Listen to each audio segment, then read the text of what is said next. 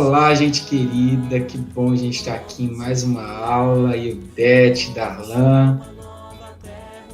Salve, salve! Darlan e John, que alegria, meus queridos! Salve, salve, João, salve, salve, Ildete, que alegria estarmos aqui, os três, né? Pegando essa ponga de apresentação e juntos hoje, declamando uma poesia e fazendo a abertura de mais uma aula. Então vamos lá para a nossa poesia dessa aula de hoje. Senhor, faze de mim um arco-íris, que acolha todas as cores, e no qual se fragmenta a tua luz. Faz de mim sempre mais um arco-íris que anuncia a bonança depois das tempestades. Perdoa, Senhor, mas não gosto, nem muito, nem pouco, de ouvir falar em tua ira, nem na tua tristeza.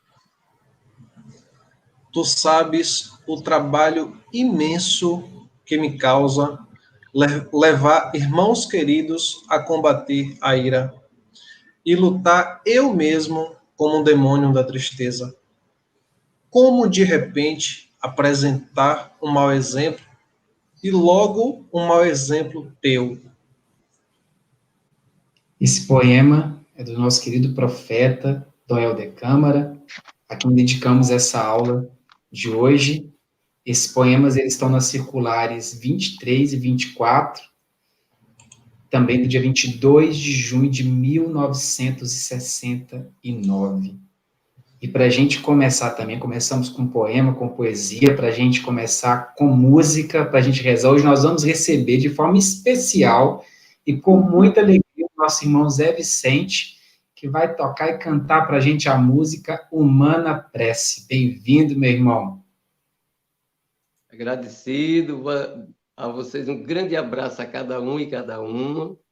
Eu fico muito feliz de poder voltar a esse espaço e dizer para vocês que eu sempre conto os endereços das músicas. Essa música Humana Prece, na minha busca inquieta de encantado daquela frase bíblica que nós somos feitos à imagem e semelhança de Deus, é estranho e assustador quando a gente encontra as pessoas e as pessoas desviam o olhar, desviam o rosto, não se cumprimentam.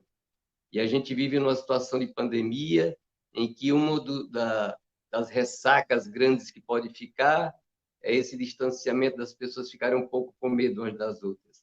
Foi nesse clima que, numa segunda-feira de carnaval, caminhando aqui no meu bairro, onde eu moro em Fortaleza, me assustava ver que as pessoas passavam e não se olhavam, algumas às vezes até o teste de cumprimentar e a pessoa não dá a resposta. Foi assim que eu fiz Humana Prece. E também aquele susto da gente ouvir tantas vezes em tantas lideranças, catequistas, presidentes de celebrações, de cultos, que é como se o Deus estivesse no altar, só no altar. E, como o Daniel dizia, aquele que olha para o Jesus do altar e não enxerga o Cristo que está nas ruas é um grande limite, né? Humana Prece.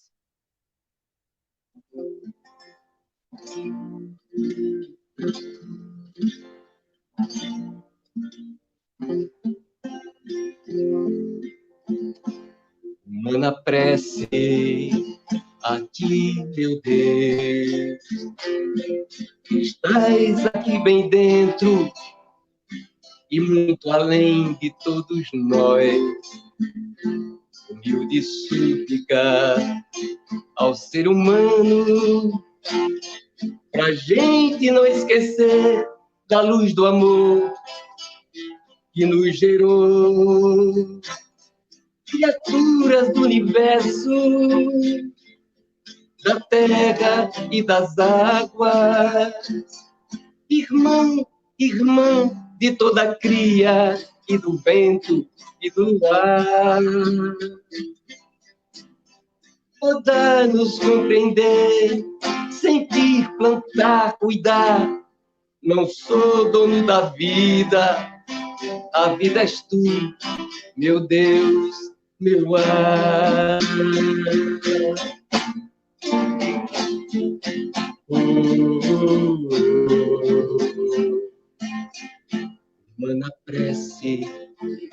ti, meu Deus.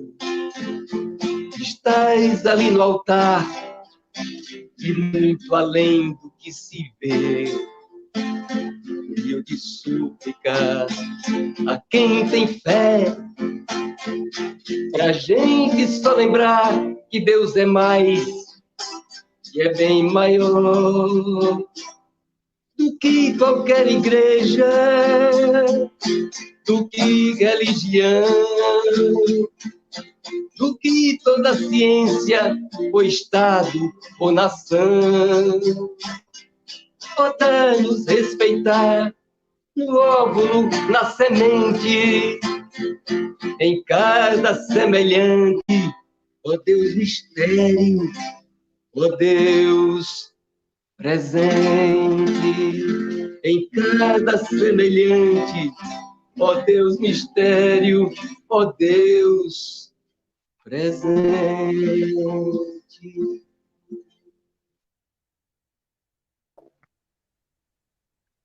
Gratidão, nosso querido, amado irmão, companheiro da caminhada, Zé Vicente.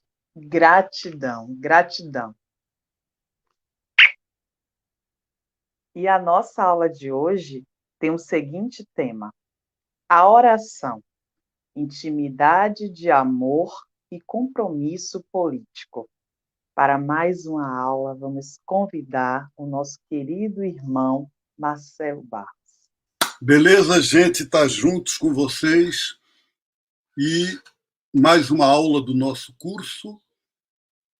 Na alegria de estar junto aqui com o Darlan, com o João, com o Ildete, com o Zé Vicente, querido, que quis vir para cá. Não quis simplesmente mandar uma gravação, mas está com a gente e gravar juntos o programa.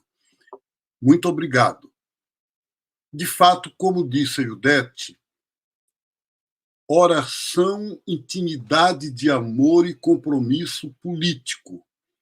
O título já nos desafia, vocês não acham? Oração, intimidade de amor e compromisso político. Como é isso, gente? O que é que isso tem a ver com as teologias da libertação? Nós aprofundamos aqui a questão do Espírito Santo, a divina Ruá. Nós aprofundamos a espiritualidade como fundamento das teologias da libertação. E na aula passada, a dimensão sociopolítica que essas teologias têm.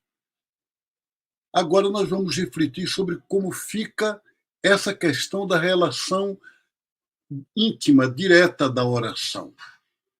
A palavra orar, não sei se vocês já pensaram isso. De onde vem essa palavra? Orar vem do latim os, oris. E o que é o os, oris em latim? É boca. Então é expressar com a boca, com os lábios. O quê? O que é que se expressa? O amor que se vive e que lateja no coração. Pois, como lembrou Jesus no Evangelho, a boca fala daquilo que o coração está cheio. Então, por isso, orar é algo vital. É claro que, às vezes, na vida, há uma espécie de corte entre o que a gente vive e o que a gente expressa. De vez em quando, eu e vocês temos dificuldades de expressar o que a gente está sentindo. A oração é justamente um instrumento, um método que nos ensina a gente unir as duas coisas. Expressar aquilo que a gente vive no mais profundo. Por isso é tão vital. Ninguém precisa de explicação sobre o que é ou como fazer oração, exatamente por isso, porque é algo que já tem dentro, vem, né? Então é uma presença. O Zé Vicente cantou agora para nós, Deus presente. E a canção que ele cantou dizia isso o tempo todo, presença. Ninguém precisa, entre nós, eu acho que ninguém daqui que está acompanhando a gente precisou de curso para saber namorar, por exemplo. Desculpe eu dizer isso assim. Ou para aprofundar uma amizade. Isso não tem necessidade de curso, a gente já parece que já nasce sabendo. Mas por que, então, ter uma aula em que a gente aprofunda a questão da oração, se a oração é como a amizade, o namoro, a relação íntima? É porque a oração se dirige a alguém, de certa forma, que a gente não vê, não pode dialogar do mesmo modo como nós fazemos com outras pessoas. Então, sim, a oração precisa de um método e uma ambientação. É preciso evitar que, ao querer encontrar-se com o mistério mais profundo que nós chamamos Deus, nós nos encontremos apenas com a gente mesmo. Na antiguidade, uma das expressões para definir ídolo era espelho. O ídolo era o espelho. Quer dizer, eu estou achando que estou me encontrando com o outro, mas é um espelho, sou eu que estou ali. Então, tem gente que vive isso, pensa que está diante de Deus, está rezando para Deus, mas a imagem é de si mesma. Gente, para orar, a gente precisa nos encontrar profundamente, sim. É preciso que eu entre em mim próprio, que eu esteja dentro de mim. Os monges antigos se diziam aqueles que habitam consigo mesmo. Então a gente tem que estar na gente mesmo. Mas a gente tem que estar na gente mesmo para ser capaz de sair, para se dispor ao encontro mais profundo e amoroso com as outras pessoas, na comunhão com todo o universo e mergulhados em Deus e com Deus. Então, é isso que a gente quer falar hoje. Mas a gente sempre parte da prática. As teologias da libertação se fazem a partir da prática. E essa aula eu trago para vocês um querido irmão e amigo, companheiro, mestre de vida, embora muito jovem, que é o meu irmão lá de Montevidéu, no Uruguai, Diego Pereira Rios. Diego, bem-vindo ao nosso encontro, à nossa aula aqui de Teologias da Libertação para os nossos dias. E eu não quero apresentar você como um mestre de oração, mas como alguém que tem uma experiência bonita nesse ponto. E eu queria que você começasse, primeiro se apresente um pouquinho, eu já me apresentei, mas você se apresenta melhor, e aí você diz sua experiência e a gente começa a conversar. Muito bom. Olá, gente do Brasil e do mundo que também estão mirando esse programa. Eu espero ser um pouco claro com o meu portunhol. Eu sou Diego Pereira Rios, uruguaio, daqui da capital do Uruguai, em Montevidéu. Eu sou professor de filosofia e de religião, trabalho na secundária com jovens e estou estudando uma maestria em teologia latino-americana. Então, esse tema é muito desafiante, né? Eu comecei com uma ideia para poder explicar a minha experiência de oração, que eu tive uma experiência muito forte a partir da leitura do livro de Abacuque. Se vocês querem conferir aí, o Cântico do Abacuque, o capítulo 3, versículo 3 e 16. Eu vou ler aqui. Deus vem de Temá, o santo do monte fará. Sua majestade recobre os céus, de seus louvores está cheia a terra. E o versículo 16 diz assim: Eu ouvi, estremeceu meu coração, a tal notícia tremeram meus lábios, a cárie entra em meus ossos, e debaixo de mim vacilam meus passos. Quando eu estava num retiro espiritual e mandaram-nos fazer oração com esse texto, foi a primeira vez que meu corpo tremeu no momento de oração pessoal com Deus. Foi muito forte essa experiência que me marcou para sempre. Agora estou lendo isso aqui e eu sinto a mesma coisa, não compreendo qual é a experiência tão forte que eu vivo. Mas, se você vem com atenção, o final do versículo 16 diz assim: espero tranquilo o dia da angústia que virá contra o povo que nos oprime.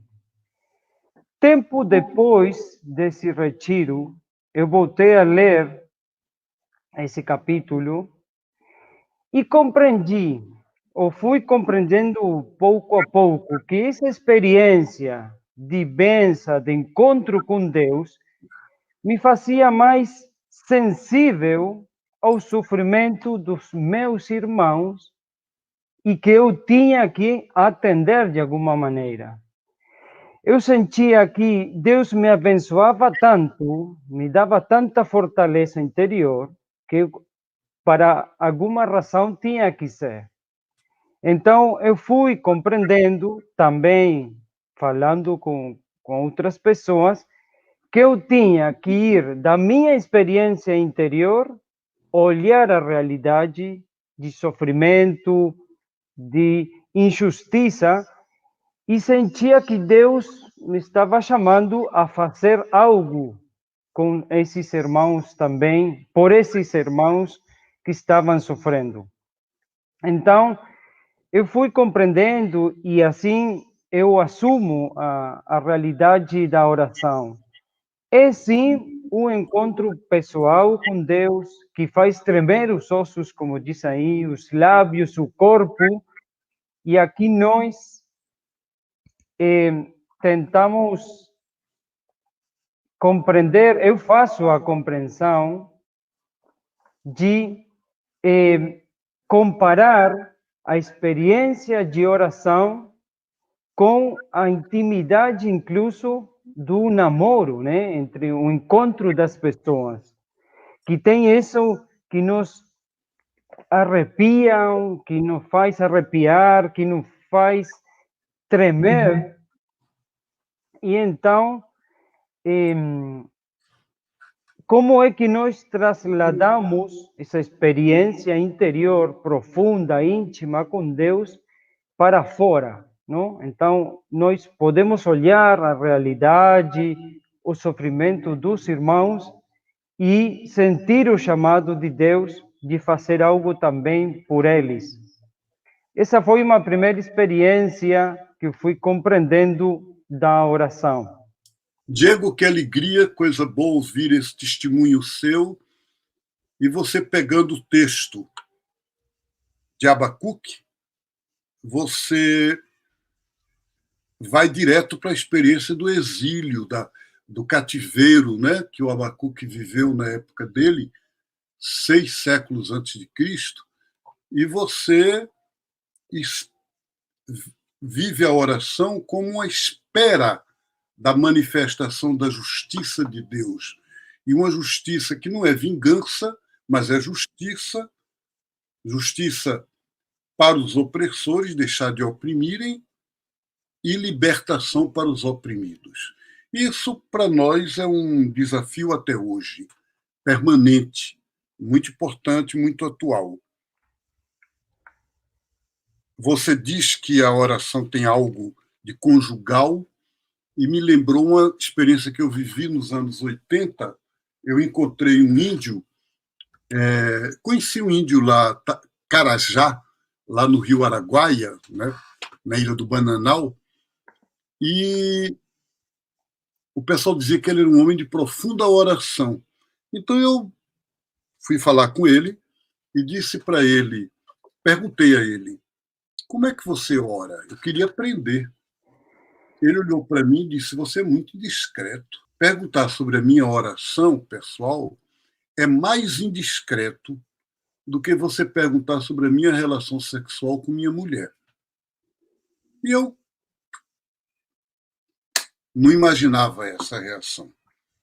Mas, de fato, ela tem tudo a ver com a Bíblia e com isso que você falou agora. Agora, sabe, Diego, hoje em dia, o Jonathan, por exemplo, que está aqui com a gente, e vários outros, eles estão muito num trabalho de juventude do que eles chamam de descolonização do amor.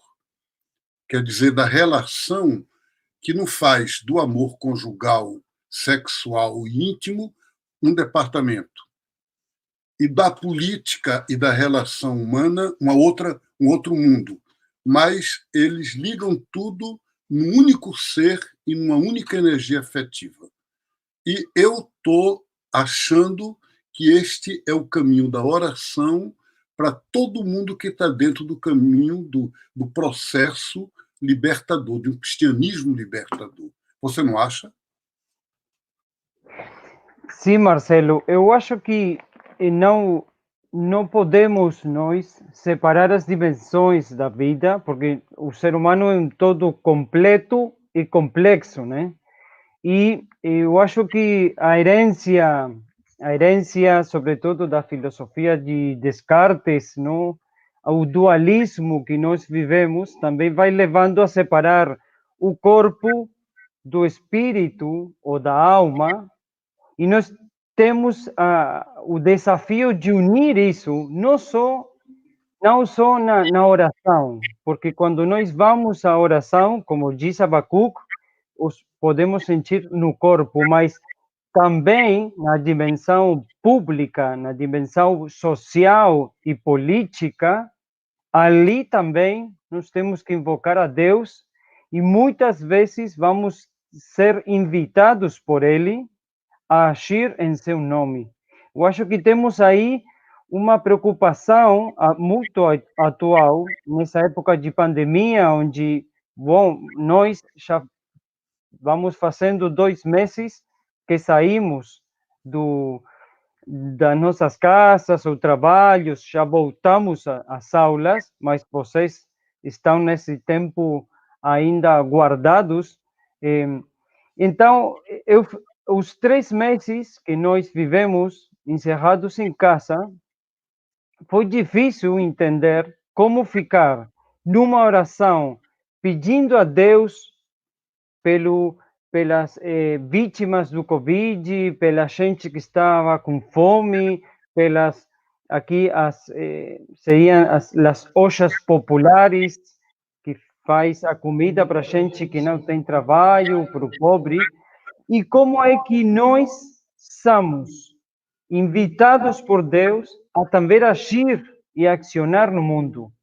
Ali tem um desafio muito grande, porque os católicos que não tínhamos a missa, a Eucaristia do domingo, muita gente não sabia o que fazer sem isso. E teníamos o desafio de afiançar a nossa oração comunitária também, facilitado pelas redes, aquela gente que tem internet na sua casa, nos juntamos para orar, mas como também ir pensando que as decisões do governo, que os governos vão tomando nesse tempo, nós necessitamos de uma criatividade, de um pensamento crítico para estar olhando todas as decisões dos governos para saber se são em favor do povo ou em contra. E ali eu acho que nós podemos vincular a oração pessoal, pedindo a Deus que sua justiça se faça realidade, mas que também passa por nosso compromisso político na hora de elegir as autoridades políticas e estar atento a essa realidade, né? Eu acho que a oração tem isso de despertar nossa consciência e fazer-nos mais comprometidos com a realidade do nosso povo. Pois é, Diego, eu penso que você traz aí alguns desafios importantes. O primeiro, que me parece muito sério, você lembra o pessoal que reza a Deus para que acabe a pandemia. Como se Deus tivesse provocado pandemia, como se Deus fosse o culpado da pandemia, e como se Deus fosse ainda aquele todo-poderoso que nada acontece sem Deus querer, e aí a oração é para mudar Deus, para converter Deus. Eu quero convencer Deus a ficar do meu lado, porque Deus não parece estar do lado da gente, Deus parece estar do lado contrário. E aí é claro que se eu mesmo, por Marcelo, não aceito essa oração, eu não aceitaria rezar dessa maneira. Não me convidem nem para terço, nem para novena, nem para missa, que é para convencer Deus a ser bom. Como é que eu acho que eu vou convencer Deus a ser bom? Convencer Deus a ter piedade. Tem gente que acha que tem que rezar para convencer Deus a ser bonzinho, porque Deus é mau, Deus é cruel, Deus mata. Então, para dizer Deus não mate não, tem que rezar. Então, essa oração, para mim, não vale nada. Jesus diz no Evangelho, quando vocês quiserem orar, entrem no quarto e não usem muitas palavras, porque o Pai de vocês sabe tudo o que vocês precisam. E o Pai ama vocês. Então, se ele ama a gente e ele sabe tudo que a gente precisa, essa oração de ficar pedindo coisa para Deus é muito séria, é um problema enorme.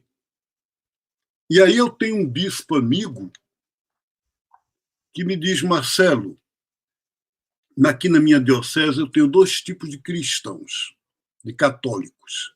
Uns que colocam a mão para cima, aleluia, glória a Jesus, e ficam rezando.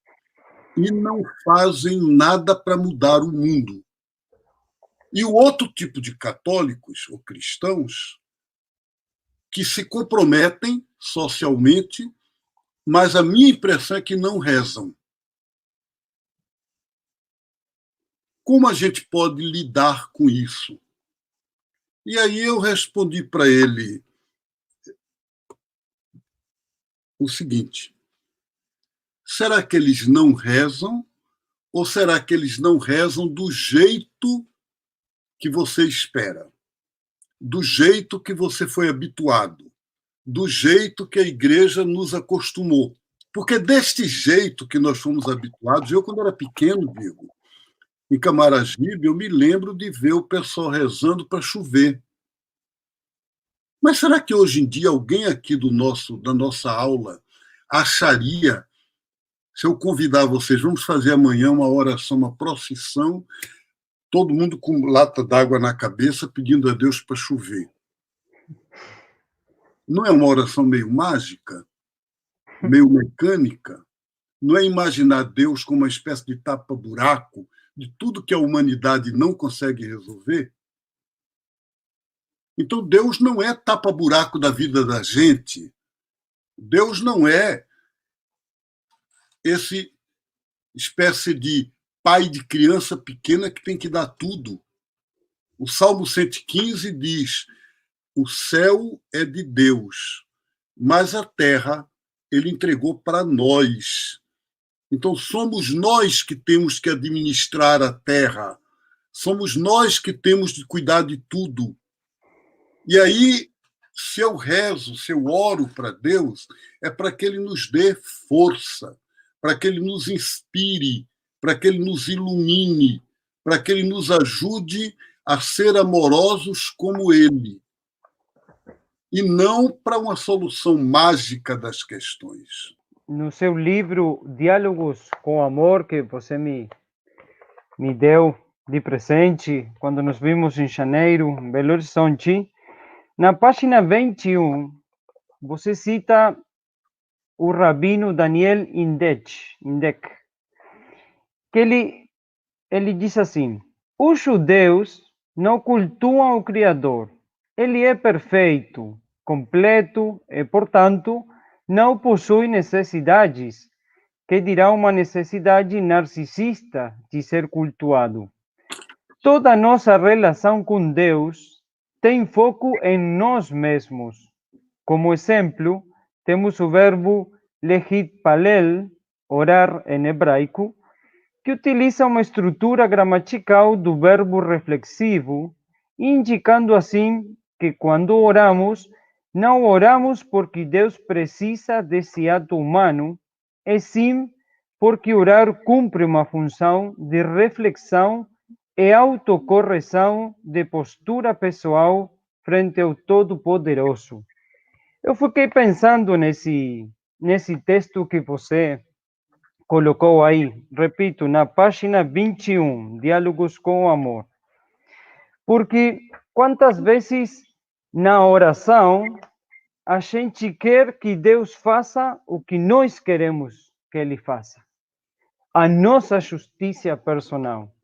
E esse texto do Rabino que você cita aí, nos aclara que Deus, primeiro, não podemos dirigir a Deus. Deus é Deus da história, como você citou o Salmo 115. E também, quando eu me disponho à oração, é para pedir a Deus o que eu necessito. Mas o que eu necessito para compreender melhor a realidade humana, o que acontece a meu redor, e que eu me disponho a Deus para continuar a sua obra. Não somos co-criadores com Deus. Somos responsáveis por cada vida humana que vemos no nosso caminho. Então, Marcelo, o que significa isso aqui de a oração como reflexão e autocorreção? Eu, ao menos, entendo isso, que quando vou à oração, não é porque Deus necessite que eu faça uma oração a Ele, senão que eu necessito que Ele venha a mim, venha ao meu coração, à minha cabeça, sobretudo a minha cabeça também, para me fazer entender que também eu sou responsável da criação.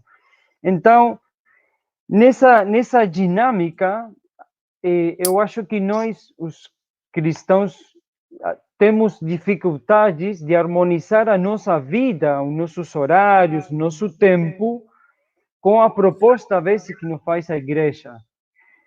Porque, justamente, os laicos, os leigos, trabalhamos toda semana, e no fim de semana, que temos que destinar tempo à nossa família, ao descanso, às vezes é contraditório que a celebração principal da vida cristã católica seja justamente quando nós temos que descansar, não? Então, eu acho, quizá muitos não concordarão comigo, mas às vezes o ritmo da vida do leigo não vai junto com a vida da igreja. Então, como cada um de nós poder buscar em seu dia a dia um horário para poder orar, mas orar como preparação para tudo o que a gente vai fazer.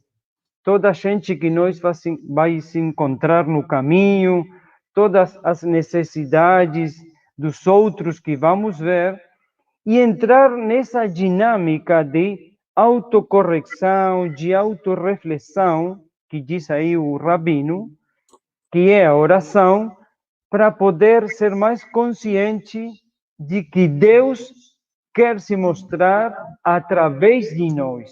Por isso a oração não é mágica, mas é transformadora, transformadora do nosso ser, transformadora do nosso coração, transformadora na nossa mente, para poder refletir o amor de Deus a todos e a todas, sem diferença nem exclusão. Você está mostrando a diferença de dois tipos de oração. Da oração que eu citei antes, tipo mágica, que pede que Deus resolva os problemas da gente, e desse outro tipo de oração que eu chamaria de uma fé profética. O que é a oração numa fé profética? É que a oração não é tanto dirigida a Deus, não é tanto eu que falo para Deus, mas eu que escuto Deus falar para a minha vida e para a nossa vida. Nós estamos concluindo, Diego, o mês da Bíblia no Brasil, em setembro, e o livro escolhido foi o Deuteronômio. E o Deuteronômio é um livro que 40 vezes repete: escuta, Israel. Escuta, escuta, escuta. E o povo de Israel tem essa oração diária, Shema Israel, né? Escuta, Israel. O Senhor, isso é oração. Então, se a gente assumir a oração como escuta de Deus, ela é uma coisa revolucionária. Quantas vezes a esquerda, nos nossos processos, se dividem, se fragmentam, os companheiros se realmente não conseguem caminhar juntos porque não são capazes de se escutar. Se cada uma de nós que está escutando agora essa aula assumisse como compromisso se perguntar: como anda a minha escuta? E não apenas a escuta física, porque a escuta física eu, por exemplo, sou deficiente. Mas eu estou falando da escuta interior, da escuta do coração. A gente tem um ouvido no rosto, mas tem também um ouvido no coração, lá dentro, interno. E esse ouvido interior, essa escuta interior, é que é a verdadeira oração. Então, aquele bispo que me disse: o pessoal aí das pastorais sociais parece que não rezam. E eu responderia: não rezam do jeito que você está imaginando a reza. Mas eles escutam a Deus, porque senão eles não estariam nessa luta enorme. Se eles não estivessem doando a sua vida, entregando-se, eles não estariam escutando. Então, essa oração da escuta de Deus, ela é fundamental. E é a oração de Jesus, Diego. Você falou uma palavra muito interessante, que foi a oração antes. Eu fui educado a rezar depois que as coisas acontecem. Fulano adoeceu, vamos rezar. Aconteceu um acidente em tal canto, vamos pedir a Deus, né? Jesus, o Evangelho diz, ele subia a montanha em oração, passava a noite em oração. E quando ele voltava, que descia, ele ia agir. Ele escolhia os apóstolos. Então, Jesus sempre fez oração como se fosse de vigília, de véspera. Até na paixão, a paixão começa por uma oração no Horto das Oliveiras. Então, a nossa oração não é para ser depois das coisas acontecidas. Mas se a gente quer orar como Jesus, é para viver melhor a missão, é para viver melhor a atividade da gente. E aí, Diego, eu digo com minha experiência de vida, os salmos têm me ajudado muito, desde juventude, porque os salmos ligam a oração à história concreta, e cada salmo me coloca na relação Deus, o povo e eu, ou nós. Eu concordo muito com o que você falou em termos de igreja. A história do descanso e de que a igreja tem que olhar isso, porque o dia do domingo e a celebração dominical, ela foi feita em outra época da história, em outra cultura. Hoje a gente teria que encontrar como é que na nossa cultura, porque, Diego, o encontro é necessário. Nenhum cristão vive a fé isolado. A gente precisa uns dos outros. A gente precisa de se encontrar para se reabastecer. Quando Jesus quis ensinar a oração aos discípulos, ele ensinou o Pai Nosso, não meu. Então é nosso, é juntos. Agora, de uma maneira mais livre, mais criativa, mais autônoma. Muitas vezes a oração depende do clero. Você falou da pandemia. Quantas vezes eu vi padres preocupados porque o povo sem padre não sabe rezar. Então é preciso superar isso, acabar com isso. Na próxima semana, Diego, nós vamos conversar sobre sacramentos, sobre a ceia de Jesus, sobre a Eucaristia. Então não vamos falar disso agora. Mas vamos falar, para concluir, porque está no nosso tempo já, que a oração é para nós um tempo de interioridade amorosa. O João me falava hoje de manhã de pessoas ateias que ele conhece e que acham importante todos os dias reservar um tempo para uma quietude, para um esvaziar a mente, para ser capaz de se encontrar interiormente, profundamente, para então se doar. É tão importante isso para nós. Eu digo a você, eu sou uma pessoa muito agitado até hoje, até nessa idade. Eu tenho dificuldade de ficar quieto. Eu sou profundamente ativo, né? Às vezes até hiperativo. Mas a oração me ajuda a me reconectar. E muitas vezes eu me lembro de um episódio da vida de um santo que perguntou a uma mulher: como é que você reza? E ela disse: que estranho você me perguntar isso, porque eu não sei como é que eu rezo. Eu olho para ele olha para mim, eu olho para ele olha para mim, e a gente fica nisso. Então, a oração é esse estar juntos. Eu perguntei ao Arturo Pauli, que muita gente aqui sabe quem é, um grande espiritual, que agora está no céu. Eu perguntei: Arturo, como é que você reza? Ele disse: Marcelo, faz uns 3 anos que eu não sei se eu rezo. Eu sinto que eu estou em Deus e Deus está em mim.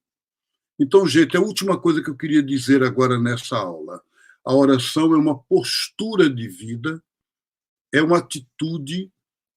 Se vocês já tiveram experiência, e certamente tiveram, todo mundo, de se sentir fortemente apaixonados, como é que é essa experiência?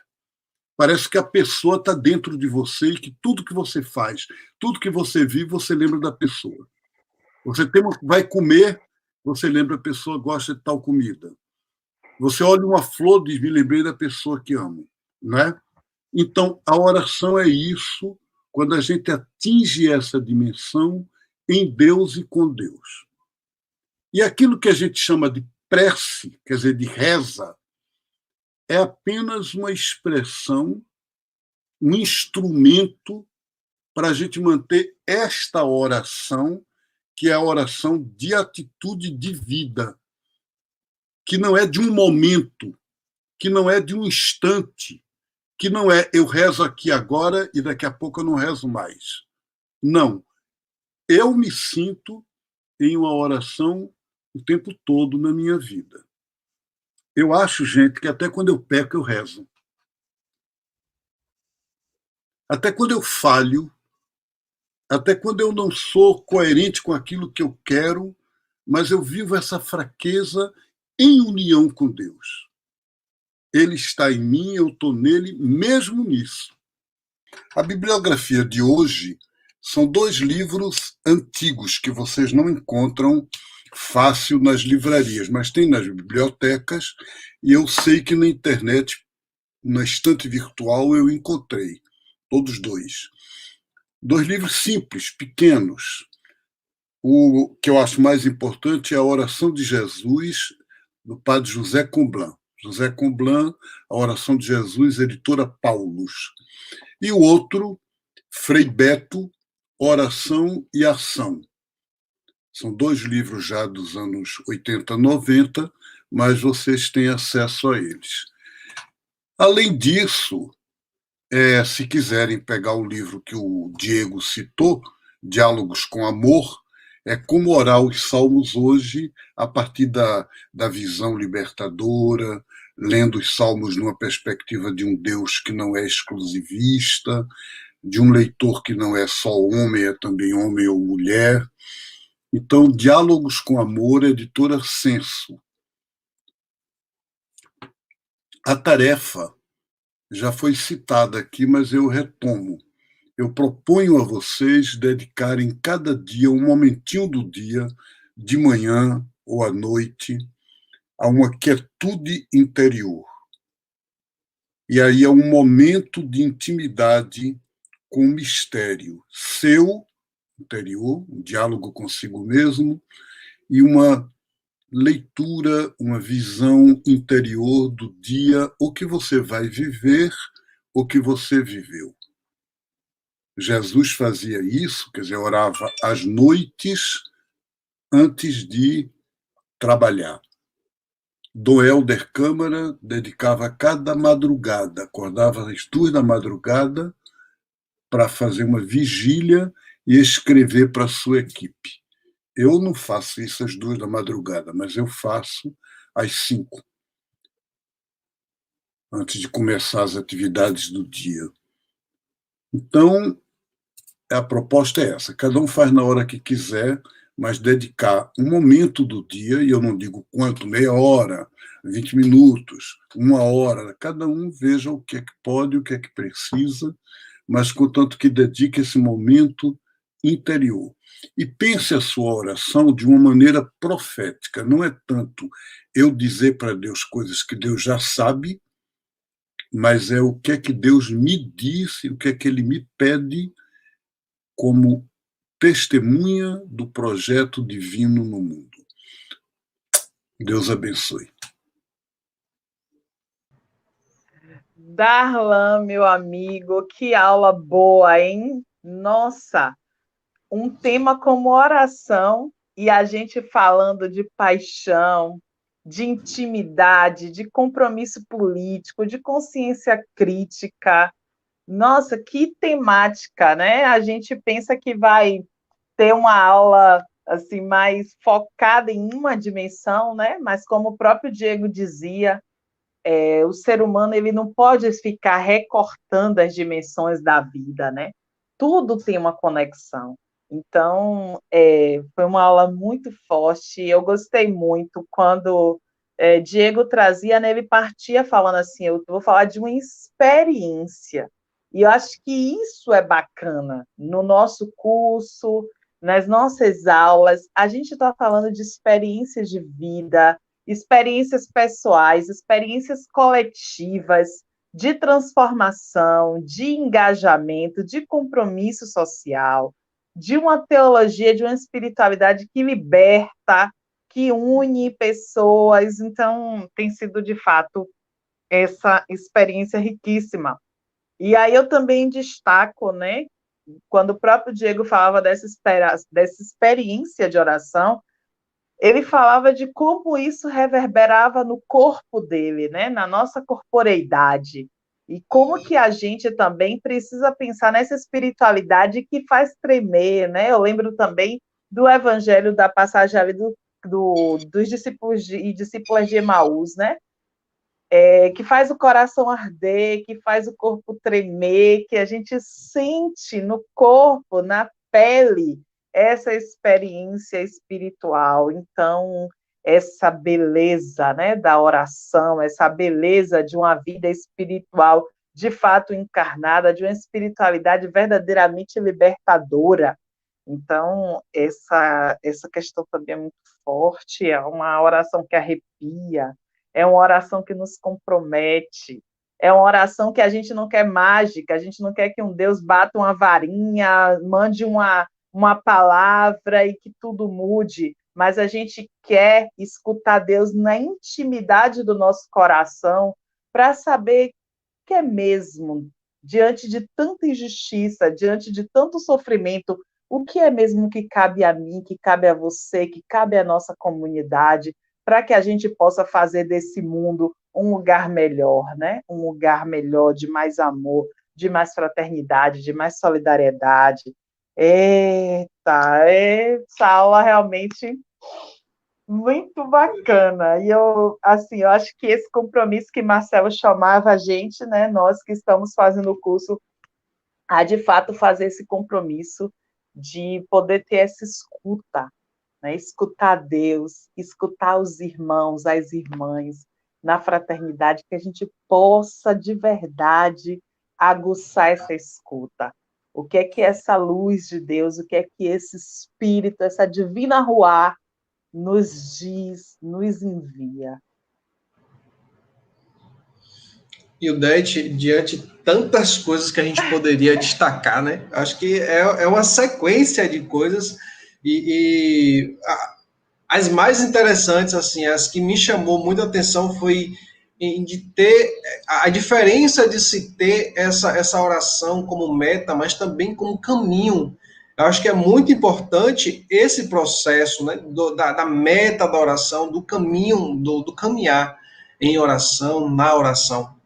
E quando você traz a ideia da escuta, esse foi outro ponto também que para mim ficou muito forte. E não é da escuta física apenas, mas aquela escuta lá de dentro, aquela escuta que nos puxa, né, nos prende, a escuta interna, a escuta profunda, né, de Deus. E o Diego, logo no início, ele falou algo muito interessante, que foi a oração como ação conjugal, como ato conjugal. Então, eu achei muito forte essa ideia, né, do compromisso, a oração como compromisso. E o Marcelo fecha a fala dele falando isso de uma forma muito forte. Então, eu achei muito, muito interessante. Sem contar que o tema da aula de hoje já dá para a gente fazer uma discussão sem tamanho, né? A oração, intimidade de amor e compromisso político. Então, estar em oração, de fato, é se comprometer a cada momento, a cada palavra, a cada ato. Então, hoje temos também os avisos da secretaria. Irmã Leila Janaína, é com você. Boa noite, gente amiga. É com muita alegria que nós comunicamos que o nosso curso Teologias da Libertação para os Nossos Dias está no ar no Esperançar Católica EAD da Universidade Católica de Brasília. Curso com certificação, gratuito, 40 horas, dividido em módulos, para todos aqueles e aquelas que desejam continuar, começar essa caminhada de aprofundamento das teologias da libertação para os nossos dias. Esperamos que todos aqueles e aquelas que se inscreveram no nosso curso lá no início tenham recebido um e-mail, né, que dá mais informações sobre a plataforma, como usar, como acessar. E para aqueles que não se inscreveram, mas que desejam conhecer a plataforma, desejam acompanhar e se inscrever lá nos cursos, entre no site ead.católica.edu.br/esperançar. Acesse, conheça, se desejar, se inscreva e lá vai estar todas as informações, os módulos, as temáticas estudadas. Então, tudo isso para continuarmos aprofundando nessa caminhada de libertação desse curso que tem sido um sinal de tanta esperança e que tem animado muito nossa vida, nossa caminhada como cristãos e cristãs que desejam seguir esse Jesus Cristo nessa caminhada de libertação. Continuemos juntos e juntas, com muito ânimo e muita esperança. Agradecemos informes da secretaria do nosso curso e nós vamos começar esse processo agora de conclusão da nossa aula com uma meditação. Essa meditação foi escrita por Dom Helder Câmara, nosso homenageado da aula de hoje, na madrugada do 27 de junho de 1970. Vamos meditar da seguinte forma. Senhor, o Salmo 85 começa dizendo: Senhor, sempre foste amigo dos seres humanos. Pois é, embora pareça distante, cego e surdo, de vez em quando, eu não sei como te defender, como explicar o teu silêncio e tua aparente ausência. Tenho de repetir sempre para mim mesmo: sim, és amigo da humanidade. Exulto ouvindo o salmista lembrar que perdoas as nossas culpas e esqueces os nossos pecados. Mas não gosto quando o salmo pede: afasta o furor de tua ira. Eu tenho um trabalho imenso para as pessoas não guardarem mágoa. E tenho de pedir isso até a você, que é Deus? Por que não inspiras novos salmos que falem de ti com imagem menos negativas? Por que não nos dá salmos, sinais de hoje, mais profundamente teus? Gosto de dizer, dá-nos um novo ânimo e faz-nos reencontrar em ti nossa alegria. Quando nossa terra verá de novo tua presença, que seja hoje. Maravilha. Maravilha, maravilha, maravilha. Dom Helder sempre nos encantando, nos apaixonando cada vez mais. Vamos pedir ao nosso irmão Diego, né, que invoque sobre nós a bênção de Deus, para que a gente possa encerrar essa aula. Obrigado pela invitação. Vamos a pedir a Deus, junto com Elder, com o nosso santo Elder Câmara, como ele diz ali nesse escrito, que sua presença seja hoje. Vamos pedir a Deus que seu amor, sua paixão pelo mundo, que o levou à cruz, seja manifestado em nós, em nosso coração, em nosso corpo, para que sejamos próximos daqueles que estão no nosso caminho e podamos ser presença de Deus para eles. Amém. Obrigado. Amém. E assim a gente encerra essa aula de hoje. Beijo no coração e até a próxima semana, se Deus quiser. Tchau, gente. Obrigado. Tchau, tchau. Com Deus eu me deito, com Deus me levanto, na graça divina do Espírito Santo. Com Deus eu me deito, com Deus me levanto, na graça divina do Espírito Santo. Lá vem a barra do dia, a noite já se